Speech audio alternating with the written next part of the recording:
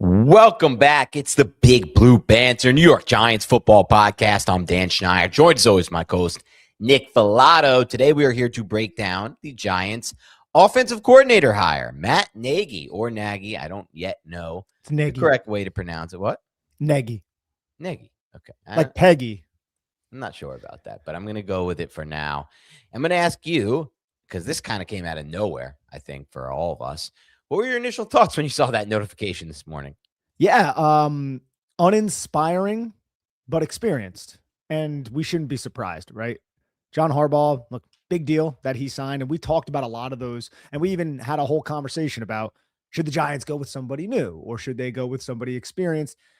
There were a lot of signs to point towards more experienced people. John Harbaugh's been in the league for a while. There are connections, not that they have worked directly together, but they both come from the Andy Reid tree. And Andy Reid is one of the more respected voices in coaching circles. So I'm sure that had to play into it. And I just think John Harbaugh wanted to form a staff full of just competent, experienced people. And so John Harbaugh doesn't need to nurture an up-and-coming offensive coordinator. Now, with that said, I was pretty uninspired by it. We'll go through some of the reasons why, because some of the stats from his days back in Chicago, and I remember those days back in Chicago just covering football and being like, look, I get doesn't have a ton to work with. He got a lot out of Mitchell Trubisky in 2018. I believe that was his first year as head coach. He won Coach of the Year, which is excellent. You know, if you win Coach of the Year, that means you're a great coach. We all know this, right, guys? Yeah. But you look at the defense, and the defense was also stellar that year. I think they were first in points per game. So there's a lot to go over, but the first thing that came to my mind was, that's uninspiring. But to, look at this glass half full, ladies and gentlemen, wasn't long ago when we were talking about Matt Nagy possibly being the head coach of the New York Giants. So at least now he's the offensive coordinator. But yeah, it's not the most exciting hire. I'll say that much.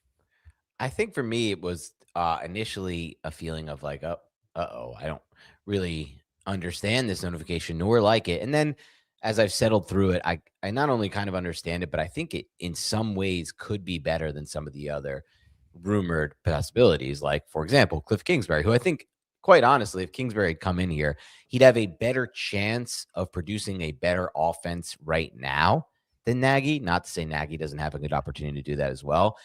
And he would have a much better chance of developing a better run game. I mean, that is just goes without saying. Matt Nagy struggled with the run game in Chicago, and the Chiefs have really struggled with the run game under Nagy, though, obviously.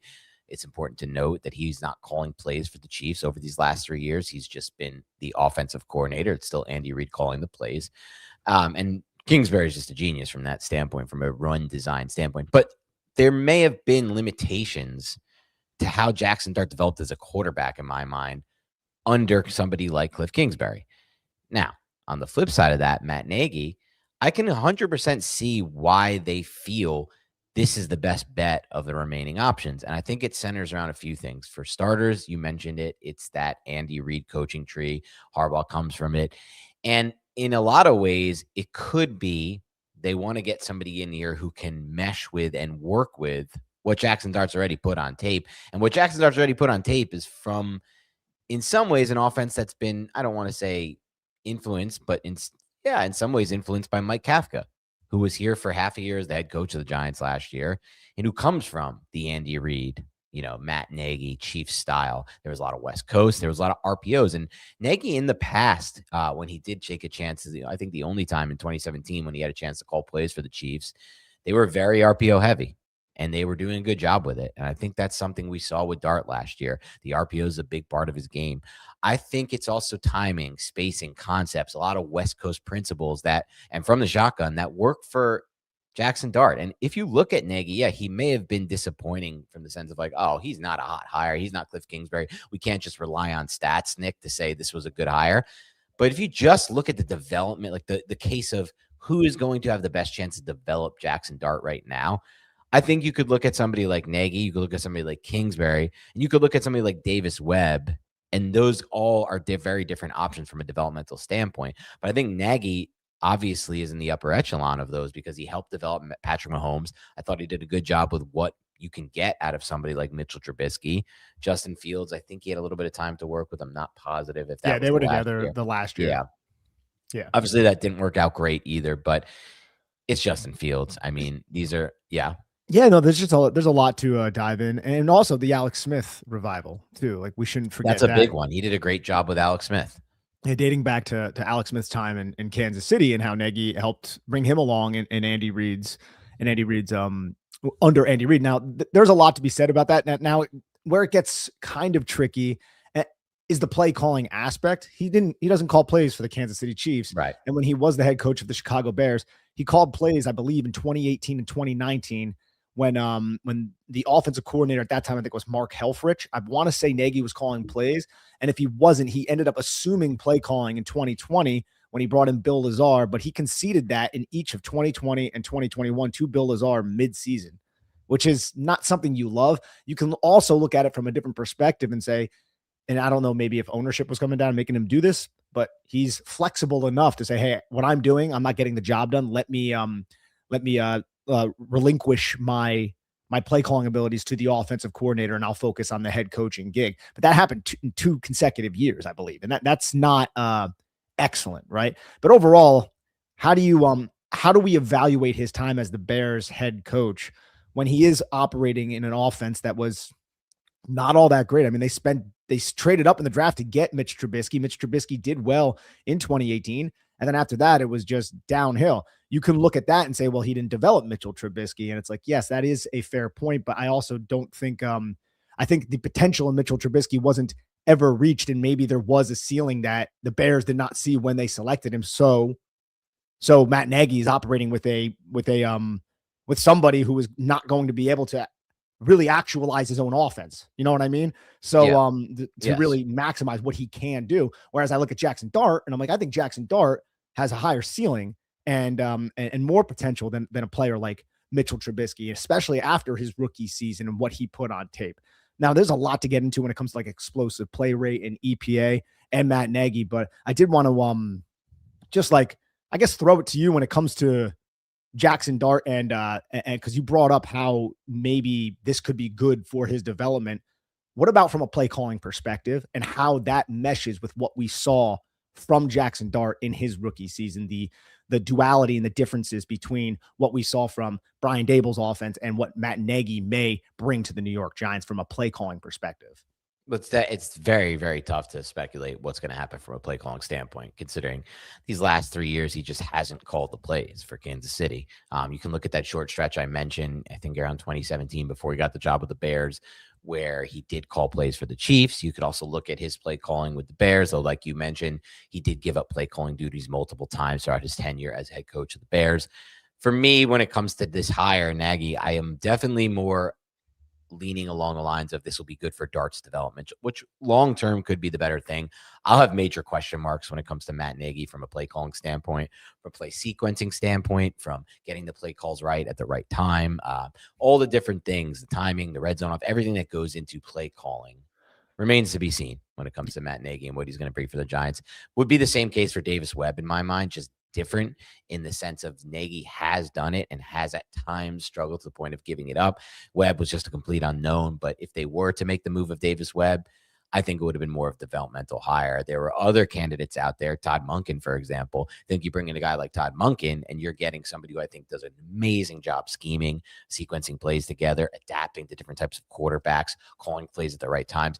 And you could look at this offensive coordinator search and say, well, slap on the wrist for John Harbaugh. He really managed this wrong. But I don't agree with that because, yeah, you can say, oh, he did a terrible job here putting all his eggs in the basket of Todd Monken. But in reality, if you're going into this situation and you're John Harbaugh, do you really think that Todd Monken is going to get the job with the Browns? It was one of the biggest surprises of the offseason, man. He interviewed for the job, but there was no expectation he was going to get that job. I would say when it first started, he was last on their list. And then every single coach the Browns interviewed turned them down to the point of it was either Monken or Jim Schwartz to return as not only DC, but head coach.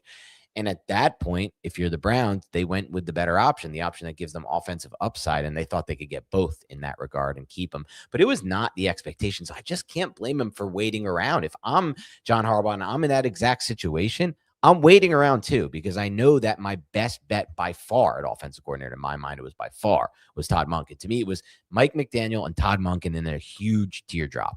you could put Kingsbury in there, but it's just not the kind of offense that's good long-term for Dart. With Monken and McDaniel, I felt like you were getting that. But if you want to put your eggs in that basket, I don't mind it because it really seemed unlikely. And then with Davis Webb, we heard today, or it was reported today that he, interviewed for the Giants, and the Giants were going to give him the chance to call plays. From what I've heard, or 4 teams were offering that opportunity, and he chose to stay with the Broncos. There's nothing the Giants can do about that type of thing either. So ultimately, they were left with less of a pool to pick from. Cliff Kingsbury was obviously in that, but we heard today, I think Connor Hughes reported that Kingsbury was never even made an offer to be Giants offensive coordinator. Yeah, and also guys like Tanner Engstrand, who we talked about, went to Atlanta, I believe, too. So like guys were coming off the board. And I'm not I don't blaming even think Harbaugh. they interviewed him or had any, or showed interest in him. Yeah, but it's just a name that we brought up on the podcast, Yeah. so I wanted to circle back. But yeah, dude, I'm not blaming John Harbaugh either. You gotta wait, and if Todd Monken's the guy, you don't want to hire somebody. Todd Monken becomes available and be in that awkward spot where you're sitting there in the meeting room with the other guy, and you're just like, I kind of wish the other guy who's available, but I can't. So you just got to wait that out. It's just part of the business.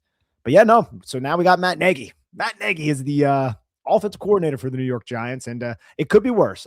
That's one way. I think that's a positive way to look at it, which isn't the most positive endorsement, but it definitely could be worse. And you could reference some of these stats if we want to, but they don't necessarily click for somebody like me. Oh, one more person I actually want to mention before we get into that stuff. There was, according to Connor Hughes, there was a strong desire from the Giants to get Charlie Weis Jr. to New York, specifically for Jackson Dart. The young QB Jackson Dart loves him from their time together at Ole Miss. But ultimately, Weis Jr. didn't want to leave LSU. He just moved with Lane Kiffin LSU. So that was another guy they kind of swung and miss on, really. And it's all because of the Monken situation. Again, I can't blame him. If I'm them, I'm waiting on Monken because Monken's by far and away the best option to me. And there was just such a slim chance in my mind, if I'm Harbaugh, that he's going to get a head coach job. It was very unlucky, in my personal opinion, that Monken got a head coach job. Very unlucky for the Giants. But as we move forward, Matt Nagy's the coordinator. There's a lot for us to learn, Nick. I mean, look, we can reference these stats, the Chiefs' yards per play in the Mahomes era with and without Nagy. But the thing about, I've seen a lot of people making a lot about that. Look, the defense has changed a lot over those years and how they play Patrick Mahomes, like with the too high shot. They're forcing those checkdowns a lot. So there is something important to be said about that. That and obviously the loss of a talented wide receiver like Tyreek Hill from the offense. But the Chiefs offense, it's not an endorsement, obviously, right? Because it has struggled. And then when you go back, if you want to try to create a holistic, a comprehensive look at what Matt Nagy has done from a play calling standpoint and how that might have translated to success on the football field, as the Bears play caller, courtesy of Monty on Twitter, 27th. And so this is the entire time, 2018 to 2021, as the Bears play caller. And again, he was giving that responsibility to his OCs and then taking it back. It wasn't a great situation, but 27th in EPA per play, 22nd in success rate, 25th in drop back EPA, 24th in rush EPA, but you're not working with the best quarterback situation. So that is an important caveat. But the third down percentage as well, when he was the Bears head coach, it was good in 2018, but then it was last in the league in 2020 and 2021. And in 2019, it was 25th. So not great. Red zone touchdown rate, also bottom half of the league every year except for 2018 when they were efficient in the red zone and they ranked 11th. So there's just not a lot of substance to get excited about when you're just looking at the numbers. So then you try to pivot towards the other things, and there's really not a ton of excitement there either, other than a lot of the positive endorsements that he has received from around the league and some of the other, I would say, circumstances that we mentioned just a little bit earlier as well, when it comes to just him being around Patrick Mahomes, him being around Alex Smith. But then you look at the Mitchell Trubisky one, did not work out. So, yeah, it's, again, uninspiring, but experienced, and somebody who does have that experience calling plays. And I really think John Harbaugh really just wanted that and somebody who would buy into his overall message, which I'm sure Matt Nagy more than likely will do, since he's done that at least under Andy Reid for quite some time. Yeah, he's getting another extension of a head coach in Nagy, somebody with actual head coach experience, a winning record as a head coach, overall 34-31 as a head coach, and then experience not only as a head coach, but on Andy Reid's staff as basically an assistant head coach, offensive coordinator. The players have raved about him. I saw an interview with Patrick Mahomes and Travis Kelce where they really talked up and sang Nagy's praises. As far as the numbers and the stats go, even if they were good, Nick, like if he's ninth in APA, it means literally nothing to me. I kind of find all that stuff pretty much nonsensical and stupid because the rosters are completely different. So it means almost nothing to me. If you like assume a coach is doing everything on the field, I guess you could look at their numbers and be like, he was sixth, fourth, and third. So now we got a sixth, fourth, and third guy. But it's like, well, Mitchell Trubisky was the quarterback. Their left tackle was this guy. Our left tackle is this guy. Our left guard is this guy. I mean, it's a totally different situation. It means next to nothing to me, the stats and the ranks. I'll have to watch the tape. That's really what it comes down to see. Like, to me, the stats mean absolutely nothing. So that doesn't bother me one bit. But, from just the idea of him having to give up play calling duties at some point, at least from the outside perspective, for me, just knowing that information, I'm obviously a little bit skeptical about what he's going to be as a play caller and a sequencer and timing of play calling. And are we going to get annoyed with the play calling? But overall, from a developmental standpoint, what he means for Jackson Art's development, from the sense of he's coming in with that heavy RPO, West Coast spread, timing-based concept, I expect a lot of pre-snap motion. All of that is good for me. Like that, I'm minimally optimistic about all of that part. It's the play calling that we're going to have to see what happens. Yeah, and I guess the proof will be in the pudding once that product is put out there. Because you're right, dude. A lot of the numbers. Look, I don't think it's nothing, but things can completely change once you add different variables into the important aspects of playing football. Like not having a left tackle, you're going to really curtail and change the way you call the game. And then when you have a left tackle, that really behooves you. That really benefits you, I should say, right? Like, so of course, but I still think there's something to be said about the numbers. That's why we always on this podcast try to paint a comprehensive picture of what the Giants are receiving when the Giants do make a hire. But a lot of it is also going to be rooted in film work to see exactly why some plays did not work out. Was the quarterback not reading it correctly? Was there somebody open and the quarterback not executing on his reads and throwing the football? All of those things can be discerned through the film. Yeah, and we'll find all that information out this year. And I think, you look at the things that we do know, and it's that he did definitely help revive the career of Alex Smith. I think it's a very important note, like the work he had with him. And he was there for early Mahomes days. These are interesting developments. Obviously, with Fields and Trubisky, it went the other way. But, again, it's like, I don't know how much you could do for somebody like Mitchell Trubisky, to be quite honest. Like, if you just watched him play football, the guy was not a timing rhythm. Both those guys, Fields and Trubisky, never really showed any consistent signs of being able to run a system around them and keep your passing game on time and in rhythm. So it's like, I don't really know. You could do like the Dable 2022 offense type thing where you're just doing a bunch of boot action and first read crap. But other than that, it relies on these third, like if he has bad third down percentage, I think you mentioned earlier, like the third down percentage wasn't great. Okay, well, third down, the quarterback has a job. It's on the quarterback a lot of the time. And your quarterbacks are Trubisky and Fields in third down situations. Now, I will say this, Holy Caroli brings up an interesting point that I think is worth discussing. He says, I just feel like the Andy Reid system tree is exhausted and doesn't hold much in 2026. Teams seem to have figured it out. It's not a bad point, man. Like the Chiefs offense, when I watch them these days, is wildly uninspiring, Nick. And I watch a lot of Chiefs tape, and I talk to people who are close to, like Jacob Gibbs is a Chiefs fan. And he watches a ton of Chiefs. It doesn't seem like it's working anymore. Reid was a genius. Everybody loved Andy Reid. He's the best in the world, blah, blah, blah. And he is a great coach. He has all the Super Bowls to back it up. But it just feels like, having watched the Chiefs of late, that maybe is not the best tree. Yeah, I mean, especially when it's all being called from one guy and the other. Maybe there's something refreshing that Matt Nagy can bring when you uproot that tree and put it somewhere else, and then he can call it in a different manner. But I'm not I don't have those that expectation. Not to say that I think he's going to fail, but I just want to see him put a good product out there. And also, man, like we mentioned this a little bit before, but the rushing attack under him was not. Yeah. Now, who was the running back?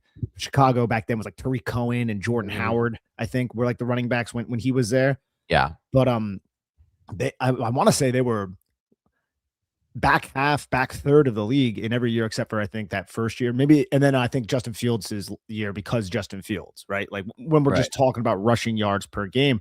But we applauded Mike Kafka and Brian Dable for at least being able to diversify the rushing attack. And Carmen Brasillo did a very good job getting that offensive line on the same page. Now, I don't think the personnel of the New York Giants maybe did I don't think the personnel of the Giants was the type of personnel to move bodies off the line of scrimmage and be like a road grading type of offense, but they operated in sync to maximize the rushing attack of Tyrone Tracy Jr. and Cam Scadaboo. It's just we need to see that now get proven completely again without Carmen Brasillo, without Mike Kafka in a rushing attack that wasn't all that successful and was devastatingly bad these last 2 years for the Kansas City Chiefs. Yeah, And and that's it with wasn't Patrick Mahomes as quarterback too. right, right. Though there was a stretch like at the beginning, and I know this just because I have Mahomes in two different dynasty leagues. There was a stretch at the beginning of this year before Mahomes got hurt, where it did seem like they were starting to click a little bit in the pass game in a way they hadn't in the 2 years prior. And I think Justin Pennick has some stats on this. Um, in 2025, this past season, when Mahomes was actually healthy, the Chiefs were sixth in explosive pass play rate. And they were just 27th in 2024 and 20th in 2023. So there was a little bit of a jump. Then Mahomes got hurt. They brought in the Oladukin kid, and everything kind of fell apart there. So, we'll see. I think the positive, the biggest positive about this is what it could mean for the development of Jackson Dart and what it could mean for how he develops as a passer.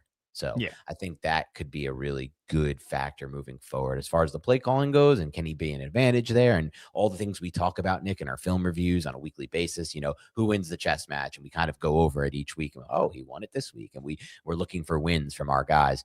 That remains to be seen.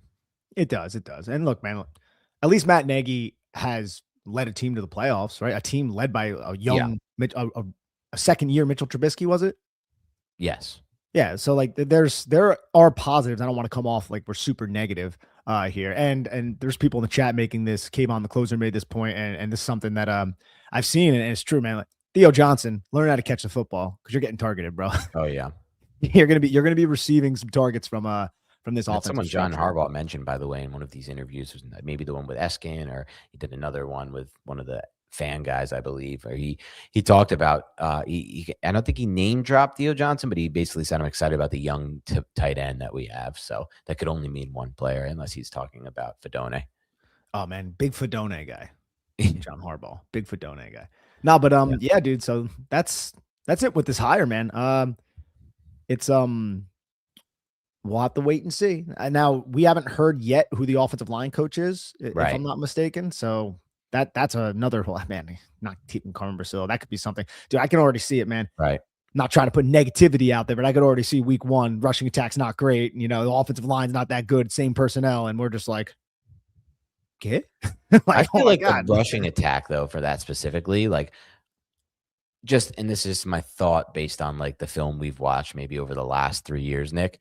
The rushing attack by far and away to me was at its best when it was Kafka calling the plays and not Dable. And it's the same system. So, and there's like a night and day situation. Just thinking back to Kafka's first year when we were good, 2022, and then this past year we had kind of a really nice, diverse run scheme in that final stretch once he became head coach. And even during the Cam Scadaboo days before he got hurt.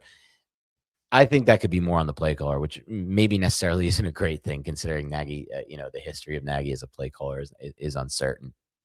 It's uncertain, but it's a new day. He's got a new young quarterback to develop, and we'll see if something can happen. I'm wondering, man, dude, I'm wondering how Wandell could fit into this though, too. Like I'm trying to like think Yeah. on the fly right now. Wandell Cole Robinson, Hardman type player.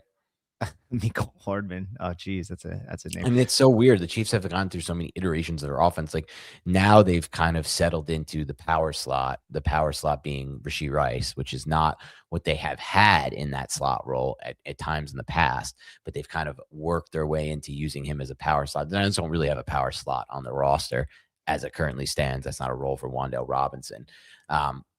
Ultimately, I'm not so sure that means that they're going to have that kind of role in this offense, just because Nagy had that role in the Chiefs offense. Again, the personnel kind of dictates things. And I'm sure based on what John Harbaugh said, I would believe that all the things he said, or at least what he said in that interview, as far as what he's looking for in an offensive coordinator, were probably relayed to him or were probably communicated in a way that leads him to believe he's going to get what he wants in the interview with Matt Nagy, right? Like he said, I'm looking for an offense coordinator who's going to not going to bring in a scheme, right? And they didn't ultimately offer that job to Kingsbury, probably for that reason. They don't want somebody bringing in a scheme that Dart's going to fit into. They want that scheme to be diverse, and they want it to be created on the fly around Jackson Dart's skill set. That's what Matt Nagy is coming in to do. So he's going to have that opportunity, Nagy. He's had an opportunity to build an offense around Trubisky's skill set. He's had an opportunity to build an offense around Fields' skill set.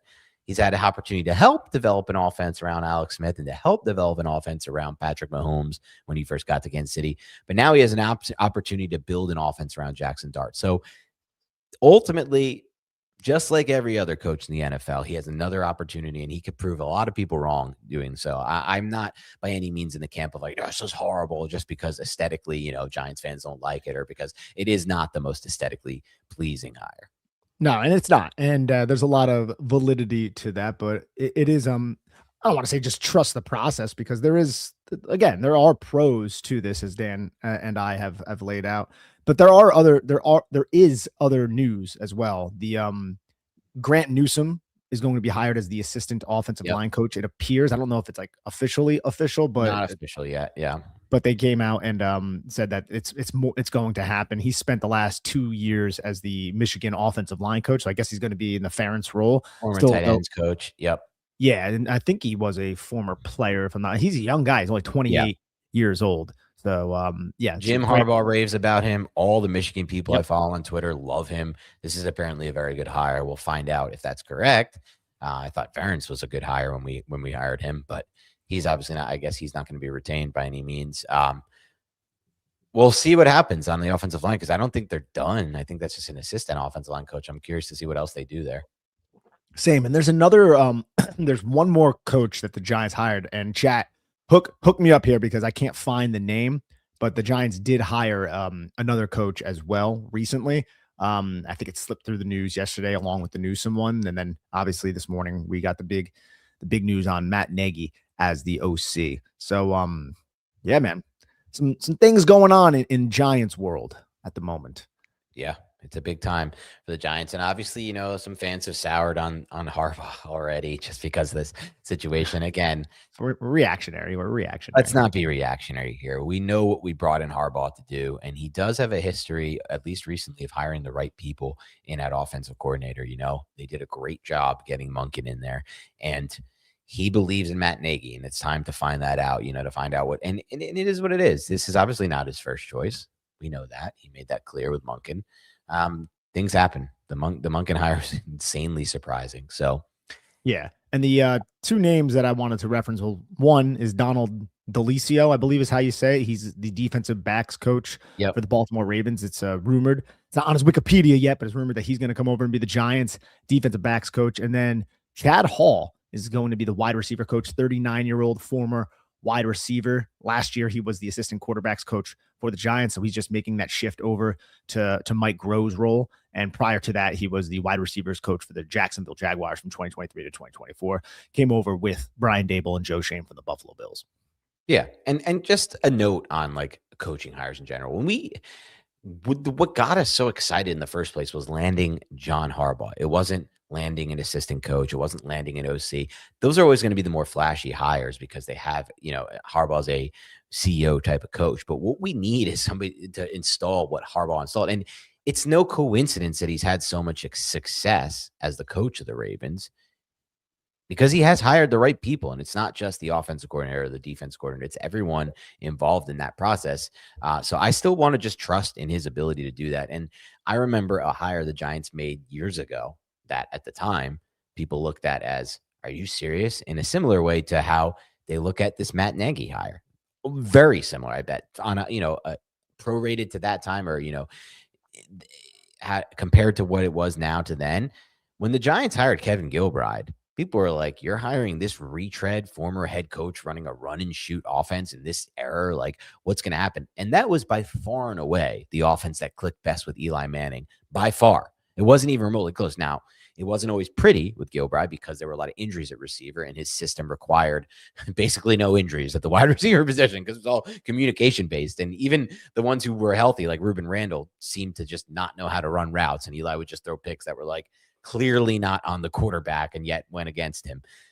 But when that offense was clicking, it was amazing. And the Giants won a Super Bowl with that offense. So Yeah, I want to say Gilbride. Didn't he work for Coughlin too in Jacksonville? he might have been from, yeah. Yeah, so they knew each other, and this is a connections business, and you can even look at this and say there's the connections here, and there's multiple connections when you consider the fact that Kafka comes from the Reid tree, and Kafka's now gone. Now you bring in Nagy, everything that we brought up a little bit earlier. So look, I get it. I understand why people are a little uninspired. I'm a little uninspired, to be honest. Same. But it's I still don't think it's the worst thing in the world, but I'm not going to sit here and act like, oh, wow, we really got our guy, man. You know, I don't think it's Jason Garrett. Like we knew when we hired Jason Garrett, it was going to be disaster, and we were proving it very quickly. Now, I'm not saying that's definitely not going to be the case. We could get into this thing 4 games, Nick, and look at the tape and be like, holy crap, we're in trouble, and we're in big trouble, which I think was a 1% to 2% chance of happening with Todd Monken, to be honest. That's how much faith I have in Monken. Once I started doing the research when I thought he was definitely our OC, this guy's a stud, an absolute stud. But they got screwed on that. So it is what it is. Nagy can be that guy too. Nagy has his opportunity. He's working with Jackson Dart. This is a new opportunity for him where he can reinvent himself. Yeah. And so let's see how it goes. Anything else, Dan? Nothing else unless we got anything from a super. Yeah. A little soupy whoopy. We had one come in here from our guy Clerns with Shannon Sharp as his Abby. He says, going to be honest, I've been kind of underwhelmed by Harbaugh's coaching staff hires. Still think better days are ahead, though. Yeah, we just got to trust in Harbaugh and what he sees in these coaching hires, obviously. I mean, I'm not going to sit here and tell you I wouldn't rather have Todd Monken and Jim Leonard as my 2 offensive defensive coordinators right now. It'd be awesome. I'd feel great. But it doesn't mean I'm right. That doesn't mean that's correct. Just because I feel that way doesn't mean it's correct. That's why we're fans, and that's why he's a head coach. That's why he's getting paid $21 million a year to turn this franchise around in his vision. And so he's going to have that vision for turning this franchise around, whatever that may be. And right now it appears to be Nagy and Denard Wilson as the 2 big coordinators here. And we'll see what happens. We'll see if he's able to do it. I just have to have that faith. UBS Calzone says, will we be seeing a lot of RPOs? Yeah, I think we're going to be seeing a heavy RPO offense with Matt Nagy coming in. And Dart does a good job with that too. Right, puts that defense into conflict and you just attack. I hope there's run game success beyond just the RPOs. And we know the run game is what probably scares me the most about this hire. Because that's just going to put more of a burden on Jackson Dart, right? More of a burden on Jackson Dart. And look, I'm hoping that the explosive play rate, like I think a lot of the stats that are negative about the explosive play rates, I think a lot of that is somewhat circumstantial, but that doesn't necessarily coincide with what we've seen from Jackson Dart either. I think Jackson Dart does want to uncork it. He does look top down. So I don't know if that necessarily will transfer over, but time will tell. It's not always like, it's interesting because it's not always like immediate, whatever's best immediately is not always what's best for the long term. And that's like in the case of Cliff Kingsbury. I really have come around strong on Kingsbury. If you look at what he's done, man, the offense he generated with Marcus Mariota, who I thought was just a horrific quarterback on tape in Atlanta. I had to watch some of those games for fantasy for Beyond the Box Score, evaluating Drake London, just horrific at all times with Arthur Smith. It was pretty impressive to generate that kind of offense. And his run game's like, everywhere he goes, he generates a run game. We would have known we had that. But maybe it was be long-term limiting for Dart. And I think the ultimate goal here with hiring somebody like Matt Nagy is let's develop Dart to be the quarterback that we won't need to have him dependent on a coordinator or on a coach. Any coach will be able to fit him, which is kind of like the situation you have with the Josh Allen or some of these best quarterback type players. Yeah. And again, that's all the soups we have. We had one, but we have a good turnout here, guys. Thank you for tuning in to the Big Blue Banter podcast for sure. We already went over it. This is it's Matt Nagy. Now we have a few more coaching positions to fill, and we'll see what this coaching staff ends up looking like. And then, dude, draft not far. Draft is right around the corner. Can't wait. Free agency even before then. We're going to be active. I know. Be an active team in free agency, so it's going to be very interesting.